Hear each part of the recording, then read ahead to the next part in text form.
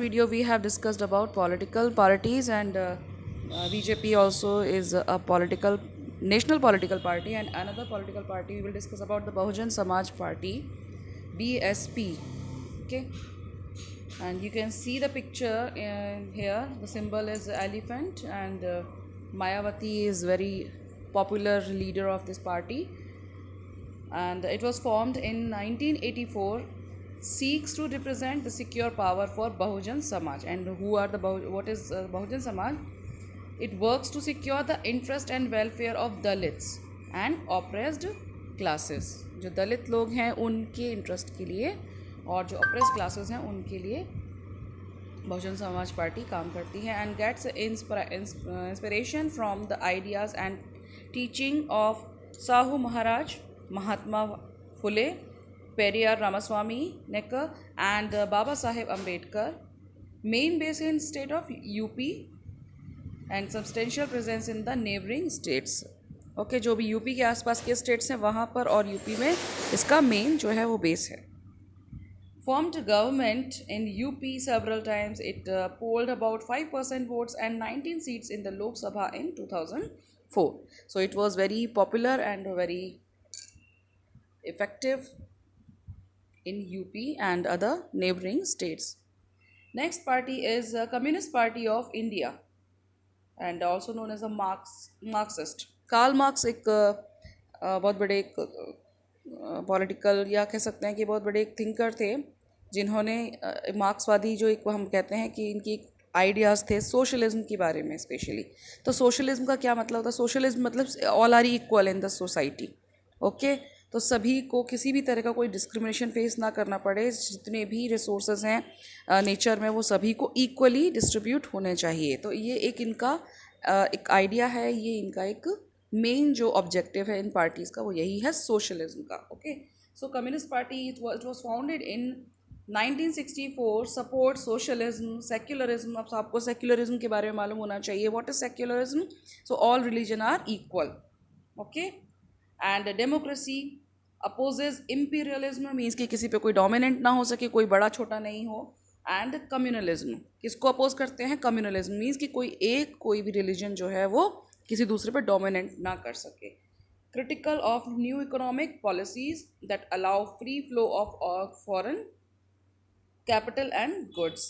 Okay, तो ये इस बारे में जो इकोनॉमिक पॉलिसीज़ हैं ये क्या इनकी क्या पॉलिसीज़ हैं कि जितना भी गुड्स एंड सर्विसेज है, जो भी कैपिटल है, उनका फ्री फ्लो होना चाहिए. And enjoys strong support.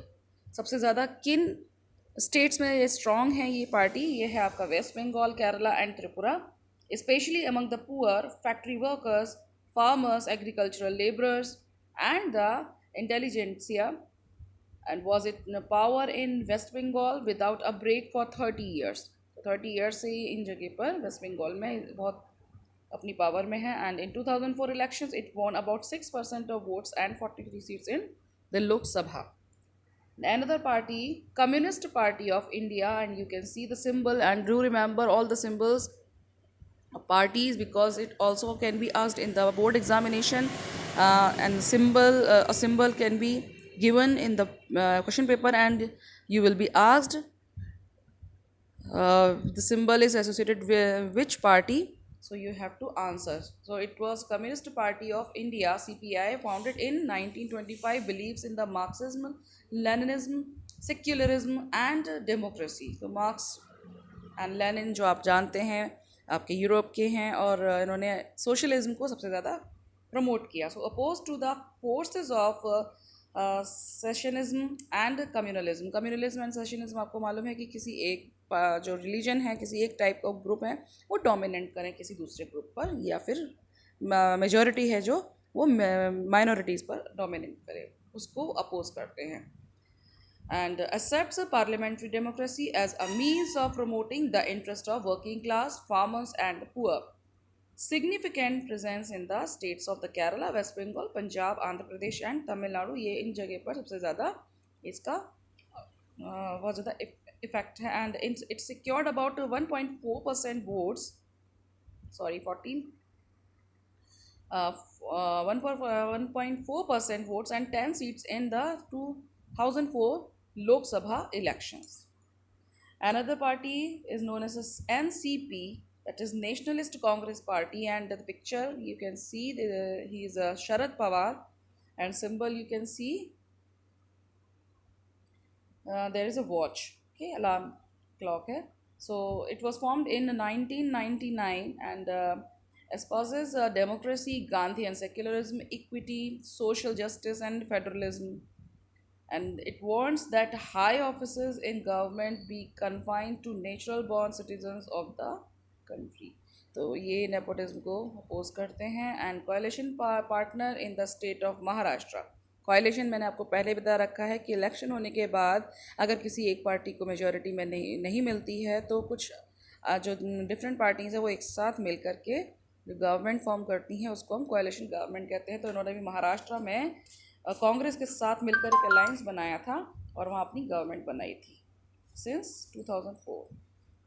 Member of the United progressive alliance also, UPA यानी कांग्रेस और जो दूसरी पार्टीज थी इन सब के साथ में इन्होंने अपना एक अलायंस भी बनाया था. अलायंस का मतलब है कि इलेक्शन कंटेस्ट होने से पहले कुछ पार्टी साथ में मिल करके इलेक्शंस कंटेस्ट करती हैं और इलेक्शन होने के बाद अगर किसी पार्टी को मेजॉरिटी नहीं मिलती है तो उसके बाद क्या करते हैं, सब मिल करके एक कोalition गवर्नमेंट फॉर्म करते हैं. Right.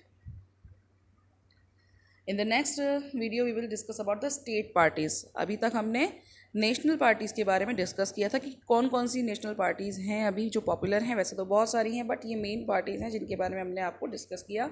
NCP, CPI, Communist Party of India and Bahujan Samaj party, BJP, Indian National Congress. These were the main national parties. Okay.